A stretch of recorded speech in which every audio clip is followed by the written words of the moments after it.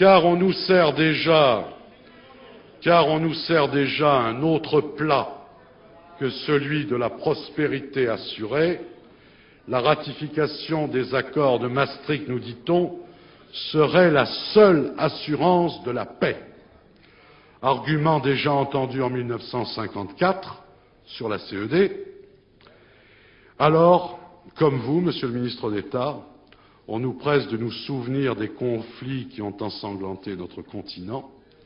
La seule manière d'empêcher leur renouvellement, nous assure-t-on, c'est de signer des deux mains sans maugréer ni réchigner.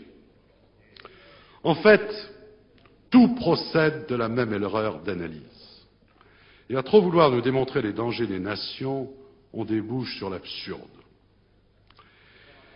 Certains théoriciens de l'Europe fédérale, qui ont du moins le courage d'aller au bout de leurs idées, nous assurent que l'humanité entre désormais dans une ère nouvelle, où la nation n'a plus sa place, parce qu'elle n'était dans l'avancée des civilisations qu'une étape historique, une sorte de maladie infantile, une phase nécessaire que le temps serait enfin venu de dépasser. On retrouve là ces vieilles obsessions post-hégéliennes qui nous annoncent toujours pour demain la fin de l'histoire. Ces vieilles obsessions, c'est un conte qui reprennent du service au moment même où les doctrines politiques qui reposaient sur le sens de l'histoire se dissolvent. Il s'agit d'ailleurs plus d'une idéologie que d'une philosophie de l'histoire, et d'une idéologie qui, comme toutes les idéologies, tourne le dos à l'observation du réel. La réalité, c'est que le plus souvent, les empires sont nés avant les nations et non après elles. Certes, on peut trouver des régions du monde où les nationalités s'entremêlent trop pour pouvoir organiser des États. Mais partout ailleurs, les ensembles transnationaux qui ont précédé les nations ont dû leur céder la place quand les peuples, enfin, ont revendiqué leur droit à disposer d'eux-mêmes. Car il est clair, il est avéré que dans l'histoire du monde, l'émergence des nations est allée de pair avec l'émancipation des peuples. Et puis, les nations sont bien loin d'avoir été la cause principale de nos épreuves. Force est ainsi de reconnaître que dans notre siècle, plus de malheurs nous sont venus des grandes idéologies et des impérialismes dominateurs que des ambitions nationales. Donc finissons-en avec cette vue naïve des choses qui voudrait nous faire croire que la disparition des États-nations signifie la fin des conflits armés, qu'elle signifie la paix perpétuelle, pour reprendre cette fois la terminologie d'Emmanuel Kant, lequel ne la concevait d'ailleurs que comme une paix entre nations souveraines. Et à ceux qui entendraient dauber encore sur les passions nationales et leur opposer la sagesse millénaire des commissions et autres conclaves technocratiques et supranationaux, je voudrais rappeler quelques exemples de l'histoire récente. Il mérite qu'on s'y arrête avant de passer par pertes et profits la possibilité de conduire une politique étrangère nationale.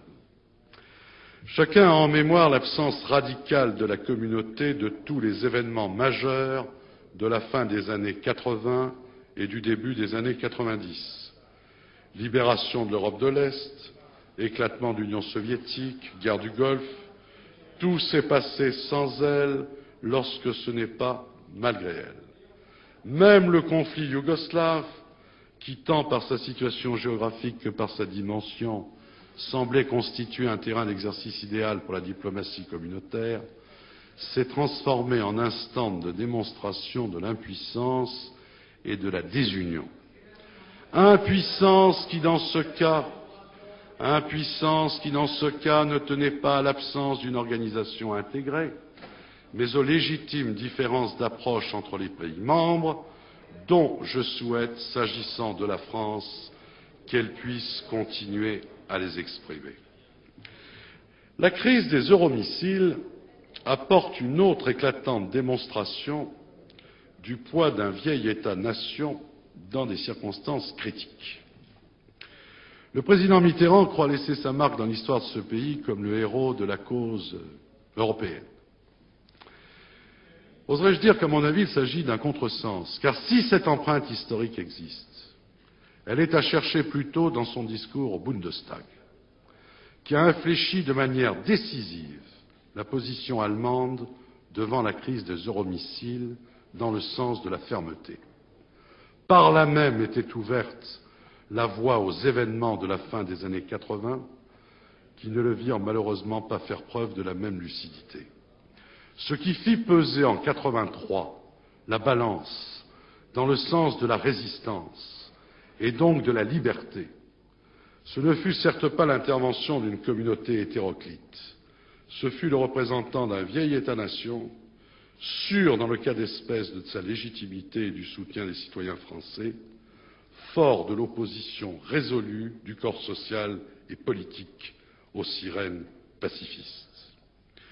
Qui ne voit, à la lumière de ce qui s'est passé lors de la crise du Golfe, que l'Europe de Maastricht, qui se serait probablement préférée plutôt rouge que morte en 83, s'acceptera demain verte ou brune au gré des conjonctures, privée qu'elle est de ces garde-fous fondamentaux pour la démocratie que sont le sentiment national et la légitimité populaire. L'histoire, loin d'être achevée, est plus que jamais en marche et elle demeure tragique. Oui, nous sommes en guerre économique. Oui, l'effondrement de l'Union soviétique ne signifie pas la paix, mais la montée de nouveaux risques qui ont pour nom prolifération des armements nucléaires et classiques, multiplication des zones grises échappant à tout contrôle étatique, dangers technologiques, menaces majeures pour l'environnement, extension des trafics de stupéfiants. La conjuration de ces nouveaux périls demande évidemment un renforcement de la coopération interétatique. Elle ne demande nullement la disparition des États-nations dont la légitimité est plus que jamais requise pour intervenir efficacement contre ces fléaux.